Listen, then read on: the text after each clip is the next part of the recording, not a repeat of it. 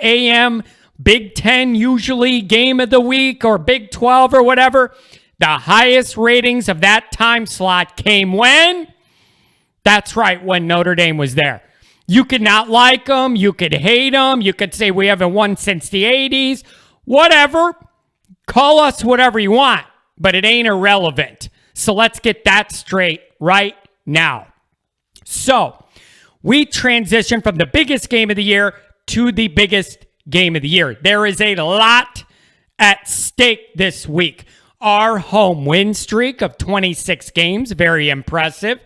And, oh, by the way, if this is important to anybody on either side, I think both teams' playoff hopes might be on the line. Cincinnati's definitely is because of their schedule. Notre Dame's might be. We talk about all the time, one loss Notre Dame, would they get in a 4-team playoff or not? I don't know. Maybe this year it's different because some of the teams we expected to just be there have lost, and maybe we'll lose again. Don't look as rock solid as we're used to them being. However, this is a huge game. Top 10 matchup at home, everything on the line. Let's embrace it, okay? When we're looking at this game in particular, here's the number one overall point all of us need to realize. Players, coaches, teams, fans, everybody. This game is Cincinnati's Super Bowl. They're coming off a bye, like half of our opponents. They have everything in the world to prove on the biggest of stages, Notre Dame Stadium. You could argue legitimately that this is the biggest game in their program's history. Fickell's done a good job, 34-6 the last 3 years. They are trying to become the first non-Power 5 team to make the playoff. But I think there are also other motivating factors involved as well from the Cincinnati angle. They got little conference syndrome, disrespected by people like me for not being in a Power 5. They play 10 or 11 teams a year that aren't that great. They can put all of their major focus in this game. Their schedule allows for that. This is their Super Bowl. And by the way, almost everybody we play, Notre Dame's their Super Bowl. Maybe there's a couple teams that have one year in, year out rivalry that trumps playing Notre Dame, but it's rare. Maybe if we play Michigan, Ohio State, since that's every year, sure. But overall, this is everybody's Super Bowl. Everybody has it circled. Notre Dame never gets a break. They're getting everybody's best shot every single week. That's one thing Notre Dame never gets credit for or acknowledged in the mainstream media. They are a target. Everybody we play has Notre Dame circled. Okay? There is no sleepwalking into Notre Dame. It's highlighted for everybody. Okay? You really think it's a coincidence half our opponents have bye weeks before they play us? No. So, you have the non-Power 5 conference disrespect syndrome going on. Then you have all the juicy connections between Cincinnati and Notre Dame. Brian Kelly was too good to stick around at Cincinnati. Marcus Freeman, too good to stick around at Cincinnati. Mickens, too good to stick around at Cincinnati. And then you have Den Brock, who knows both schools as well as anybody. Okay, so then you have that aspect. I am not sure how much that matters or not, but I just think it's interesting. There's this much overlap between these two programs. Then you have the recruiting angle.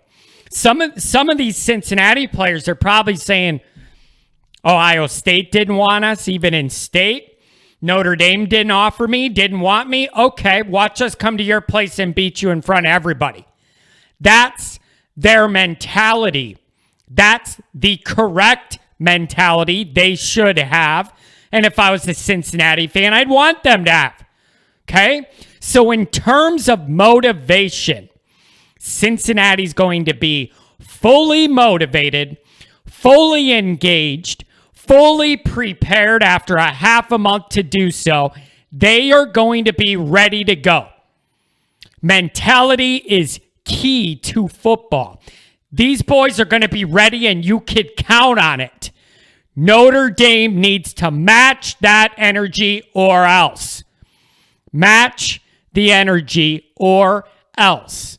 Scrap this is a business trip, just like a nerd in a cubicle. That ain't it. That ain't it. Cincinnati's going to come ready with their heads on fire. I need us to match that intensity. Not in an uncontrolled way, not in an undisciplined way. Channel that energy the correct way to make sure you don't get blown back by them ready to come right out of the gates and you're not. So that's number one, the overall arching point. Realize how big this is for Cincinnati. May be arguably the biggest game in their program history with the chance to do something big. We need to match that. So I need everybody to understand that dynamic from the Cincinnati perspective. Not doing so and overlooking them is a huge mistake. It's a huge mistake. Okay? Notre Dame is not playing good enough, consistently enough in all three phases to overlook anybody. Anybody. Okay? Looking back, horrible Florida State. Can't overlook them. Toledo. Come on. Great fourth quarter last week, but let's be honest with ourselves as Notre Dame people. We're not playing consistent enough we can afford to overlook anybody. This spread started at, I think, 2.5 for Cincinnati. You usually get 3 points just for being at home.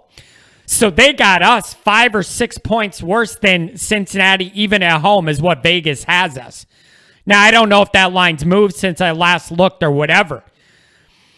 But for a home game against any non-Power 5 team, Notre Dame's an underdog. I don't know what to make of it. But I can't argue it that much because Notre Dame hasn't exactly been a model of consistency and domination so far. It is hard for me to get a feel for all this based on how both teams have looked. I could say, hey, who's Cincinnati played that warrants being a road favorite in Notre Dame Stadium? Indiana, Miami, Ohio, and Murray State, whoop-de-doo. Well, if you want to go that route, I'll go the other route. Notre Dame's played awful Florida State, Toledo, and Purdue, and iffy Wisconsin. So I guess it's whatever. If you want to go down the who have they played route, Notre Dame hasn't really played anybody that good, and Wisconsin, I think we all learned, was overvalued and overrated. Okay? So here's the thing, and I got to bring it up because I brought it up with Wisconsin too, and it's a part of all this. Roster talent favors Notre Dame big time in this matchup. Last week, we went over it, and I said if Notre Dame should happen to lose to Wisconsin, it isn't going to be because of a talent deficit. It's going to be for other internal reasons, things we're not doing right, even as the roster in the program with way more raw talent. Same thing applies here. Check this out. According to 247 Composite, the talent rankings for the last 5 recruiting cycles for Notre Dame, the average class has been around 12. Cincinnati, 53. 12, 53. Think about that difference in overall roster talent and depth. Yet and still, Notre Dame's a home underdog. So that is tough for me to wrap my mind around. But it is what it is, and I can't complain that much because we haven't been playing rock solid, impressive football. That's why we had a couple weeks where we dropped in the rankings despite winning our games, which is rare to see.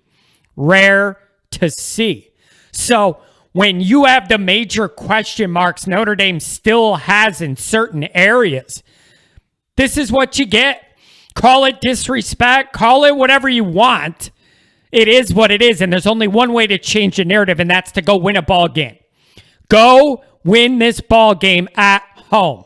Protect the streak. So, just like with Wisconsin, I feel that this is very much a lot more about what Notre Dame does or doesn't do than Cincinnati. We have more talent by a lot. We're at home. Win the game. Win the game. Win the game under this dynamic. Through your weaknesses that we all know, through your shortcomings, through the struggles you're working through in certain areas of this team, you got more talent. It's at home. Ride the momentum wave from last week into this ball game. Take care of business at home. Period. I wanted to spend a little bit of time speaking about Cincinnati's very experienced and dynamic quarterback, Desmond Ridder. Desmond likes to chirp. He likes to talk, and he already is. It already came out. It's all over social media. Denbrock told him, it could get pretty loud at Notre Dame Stadium for this game. And Ridder said something to the effect of, that's not going to last for long. We shall see about that. That's a lot of chirp before the game. That's putting yourself out there. And if I was a Cincinnati fan, I'd love it. He's an ultra experienced guy. I believe he's won more games than any active college quarterback now. I feel like he's been there forever and is my age by now, mid-30s, okay? A lot of experience. He's the leader. He knows what he's doing, and he likes to chirp. As a Notre Dame guy, I want to see him shut up and go back to whatever JV conference they play in and go win the rest of your games. So I need us to shut this kid up. Stop the chirping, and there's only one way to do it, and it isn't me tweeting something. Go out there, shut this kid down, shut his mouth up, send him back to junior high competition. Okay? That's what I need. So we'll see how much he shuts us up. So far, 54-83, 748 yards, 7 touchdowns, 2 interceptions. Okay? Can run it, can throw it. He's an experienced guy. He's a good quarterback. Could have went to the draft last year, chose to come back, wanted to prove more here. He has the perfect chance in the house Rockne built. Don't allow it. Don't allow it. You don't go through a 26-game home winning streak, beat Clemson, only to get in the next year and lose to a non-Power 5 team. Gonna lose my mind. Okay? Yeah, they're good. I get it. But I'm not acting like their schedule is comparable to Notre Dame's year in and year out. This year, fine. We both played a few teams that aren't good. I acknowledge that. But in the big scale, all these stats, all these wins, all that stuff, they're coming against lower level teams. None of that matters Saturday, though. It's us versus them. Shut this kid's mouth up and let him know there's a reason Cincinnati isn't in a Power 5 playing that schedule week in and week out. This is going to be a really bad look if Notre Dame finds a way to lose this streak at home to a non-Power 5 team. John, why does that matter if it's power? Maybe it doesn't to you, but I don't like the way that sits with me. Okay? Running back, Jerome Ford, transfer from Alabama. That tells me all I need to know. If Saban was interested, I'm raising an eyebrow. Okay? Probably couldn't see the field there because they have 80 guys in a row that are great that go to the NFL in front of them. Still a hell of a player. Good enough for Saban, good enough for John. That's my general recruiting philosophy, okay? Wide receiver Pierce, 6'3", their hottest, biggest, most athletic target.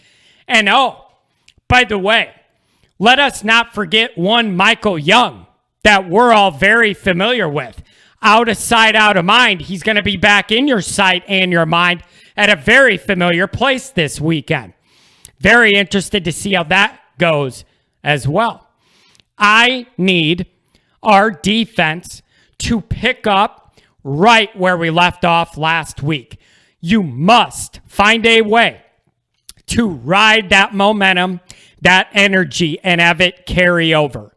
You're gonna need it. I go over it every week with the challenges Notre Dame's offense has that I don't see getting huge improvement anytime soon. It is on the other parts of this team to pick up the slack. It shouldn't be that way. I hate it. All three phases should throw in an equal 1/3 of winning football. We're not getting that from the offense and their struggles. So I need special teams and defense pick up the slack again this week. So defense, stop the run first. Just stop the run first. Make Ritter beat you with his arm. Attack, attack, attack. The arrow is pointing up for this group. Ride that, build that. Fundamentally sound, no gash plays, no big pass plays over the top. Stop the run first, make the guy throw. Get pressure, pressure, pressure, more pressure. And Notre Dame's been pretty good at that, especially the last couple weeks. So stop the run, make the kid beat you with his arm, get that pressure. Here's the other thing. Contain Ritter. This is a guy, he's going to drop back, nobody's open, then he runs for 12 yards, gets a first down. Everybody like me is frustrated. Somebody got to watch this guy and his legs.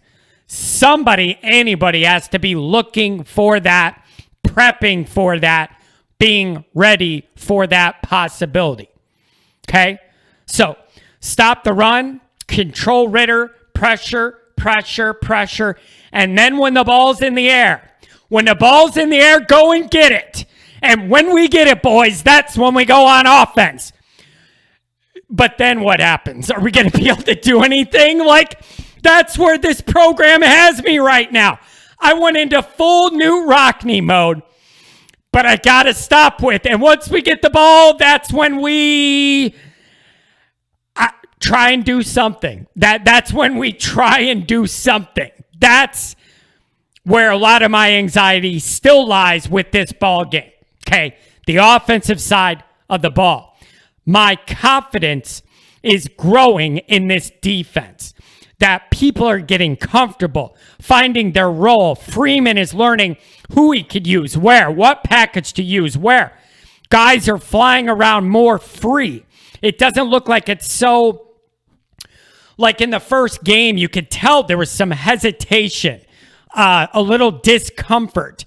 The further we get into this, the more free those guys look to me.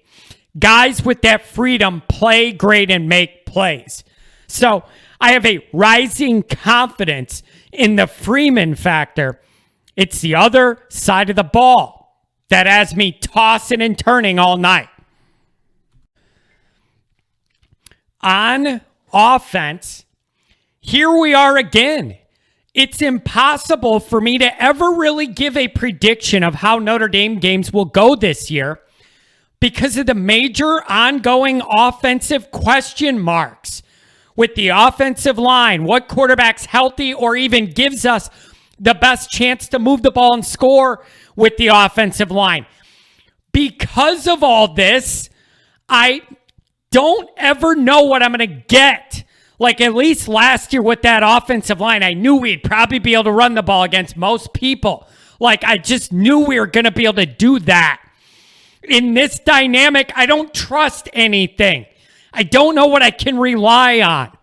Let me ask you guys this. What is the identity of the Notre Dame offense right now? What is the identity? What are we good at? What is our go-to? What can we rely on? When we know we need to put a drive together, what can we do? I don't know. So that instability on one side of the ball, I don't know what I can expect or predict. It's a wild card. I don't even know what to make of the quarterback room. So it's just complicated. Now, I do know this. What is the best way to have long-term full game success against the Cincinnati 3-3-5 defense? Well, the easiest answer is to be able to run the ball at that three-man front. Can we do that? The evidence suggests not only no, but hell no. But I want to be wrong. But by far, the easiest way to start loosening up this defense is to be able to run it against a 3-3-5. I don't think we could, until I see that we could do it, we can't do it. Okay? We just cannot run block at all. And it's taken years off my life. It is. It's taken years off my life. I don't understand it. I can't wrap my mind around it. I don't get it, but I don't like it. Somebody block somebody in the run game. Okay? It's a major disrespect to Tyree and Williams, these great athletic backs, and they can't gain 5 yards because there's not one hole to run through ever. So can the offensive line gel some more this week at all? I don't need him to be great, but how about just respectable? Just average would be a huge step up for this group. And with some of the skill talent we have, an average offensive line could make this offense exciting. So maybe I'm a fool, but I'm looking for a little baby step forward. We're a few weeks into this. Give me something. Block somebody. Doing so would go a long way to securing a Notre Dame victory. 27 in a row at home. I'm obsessed with maintaining that home record. You got All-American corner Ahmad Garner. He's good. Nobody wants to throw to his side yet. Defensive end Sanders needs to be paid attention to. It's not Karlaftis, but he's their biggest record there on the defensive front we need to be aware of. Unlike my regrowing faith and trust in the defense, the offense is just going to be a struggle every week till this offensive line is serviceable enough that you could put together a real offense. It's so frustrating. There's so many good athletes, and they just don't have room to operate or time or anything they need. Ultra frustrating. So, how do you handle the quarterbacks? Can you shake loose at all with the running game? I don't know, but I got a feeling the answer to that is likely going to determine the outcome of this game. I struggle. I don't know what to do with the quarterbacks. I'm lost because the offensive line is affecting this so much. It's hard to judge. I like a lot of what Cone does when he has time, which is like 1 out of every 5 dropbacks. Even then, I need him to be a little bit more accurate and speed his clock up a little bit. When it comes to the other guys, I like Buckner's legs. Open up the running game. Pine looked really poised, and he had a lot of zip on his passes last week, and I like that too. What guy or what blend is best to move the ball consistently with the suspect offensive line? That's the equation I don't have a clear answer to. And again, this instability is taking years off my life. It is. Every waking moment, I'm worried about this offensive line. It's driving me crazy. So, I struggle a lot between the balance of Notre Dame's desire to run the football, but physical inability to run the football. How do you appropriately navigate that dynamic from a philosophical game planning standpoint? Like, where is the tipping point between running just to run because you want to run, even if you can't gain a yard, but you want to keep doing it, versus to hell with that, we're going to scrap it and literally just do whatever it takes to put points on the board and win today, even if that turns into a spread them out, quick slant air raid. That's my struggle philosophically. I am not used to this much of a wild card from Notre Dame. This offense is clearly just going to be a week-to-week work in progress. So I don't know how you navigate that. The desire to want to be a running team who cannot run at all for any yards at all. It's a big philosophical roadblock to doing anything you want to do with any sustained long-term success. How do you navigate it? The easiest way would be for people to block people. But apparently I ask for too much. All I do know is the best rhythm we had all year was spread them out, little bit of tempo, get the ball to your playmakers quick in the second drive against Wisconsin last week. Went right down the field, 6 passes in a row. To me, that is the most rhythm and flow I have seen and felt from this offense all year. Maybe that's something you need to look at more, doing more, building around more. Listen, I want to be able to power run the ball too, eat up some clock, make the defense come to the line to stop the run, and it opens up things. We're not in that position. We're not able to do that because of the offensive line. Call it what it is. It's a fact. That is the weakest part of this team by far, and it should never be that way. Ever. I would love to get Tyree, Kyron, and Mayer all back into being more pass-catching threats. But this means those guys, if they're out in pass routes, they're not into block. Kyron Williams had a huge block last week. Okay, so there's this give and take, robbing from Peter to pay Paul type thing going on here.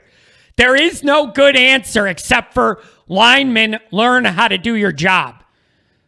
Block people. Hit the other guy in the face. Do something. Do anything. So this is all super tricky to navigate offensively.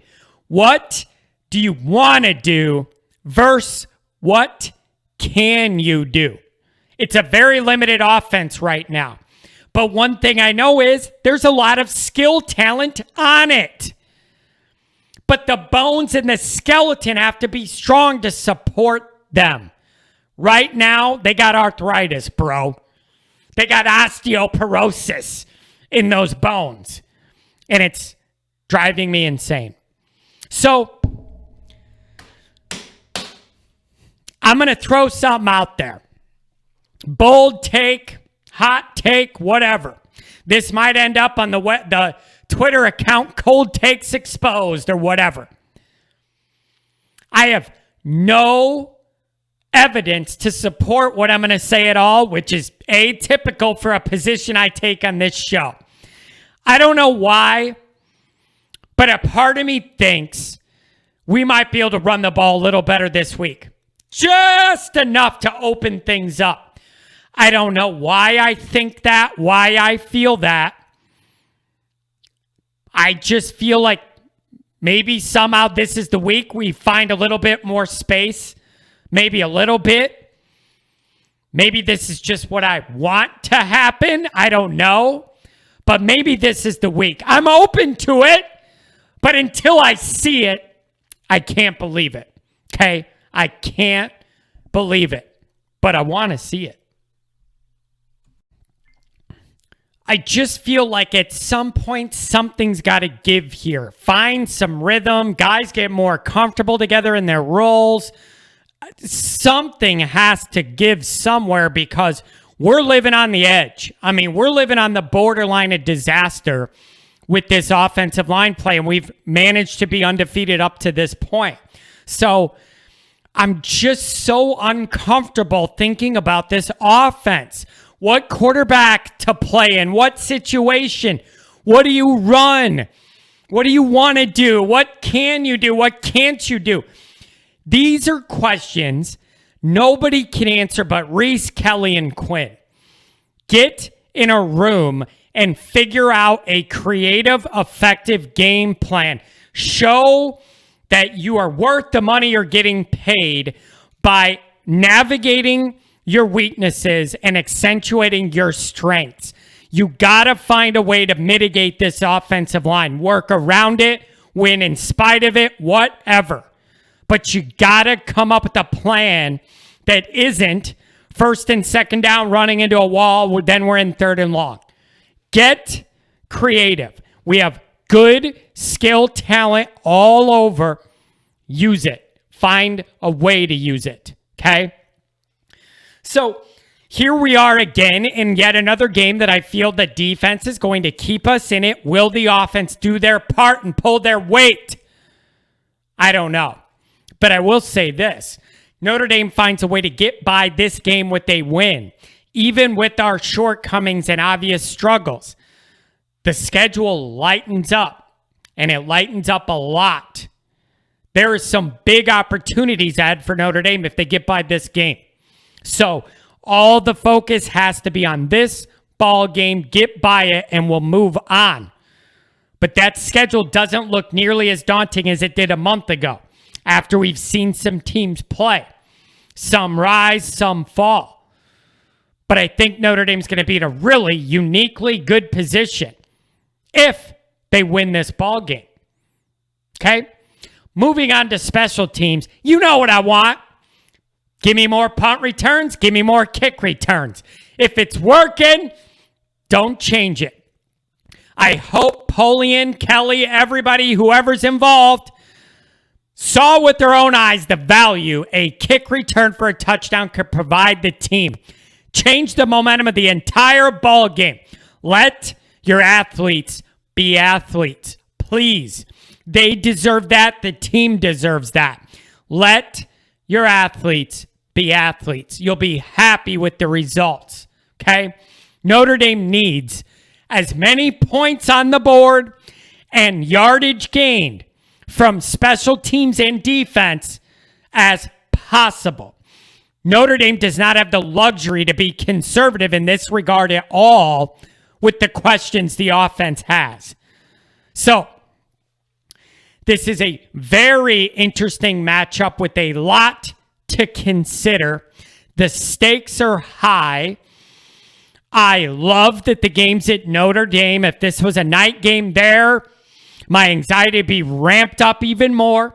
It being a home game helps. I don't know what to expect other than stress. I know I can expect that. Otherwise, I'm not sure. Okay? So, number 27 needs to happen. And if it was ever if we ever had to start the streak over, it can't be to a non-Power 5 team. It just can't. And I don't mean that as disrespect for their program players and coaches. I don't.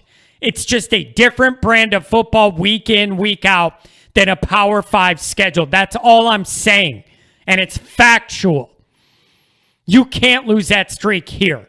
Find a way to shut Ritter up, win this game, get to 27, and then we have a different discussion about what's coming after that. Let's go. Get this win.